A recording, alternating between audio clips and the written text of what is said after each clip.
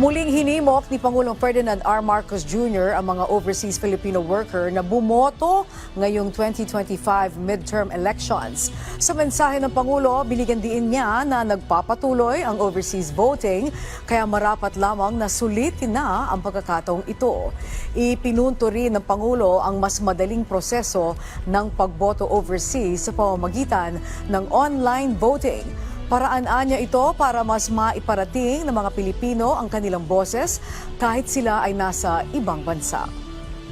Kabayan, nakaboto na ba kayo? Tuloy-tuloy po ang overseas voting para sa halalan 2025. Ito po ang inyong pagkakataon na makilahok sa kinabukasan ng ating bayan. Ngayon, mas madali na ang pagboto. Kahit nasaan kayo sa mundo, hindi na kailangan pumila o bumiyahe. Sa pamamagitan ng online voting, may papahayag ninyo ang inyong boses na mabilis, ligtas at maayos. Gamitin natin ang karapatang ito. Piliin natin ang kandidatong may malasakit, kakayahan at may panindigan. Sa tamang pagpili, sama-sama natin bubuuhin ang bagong Pilipinas.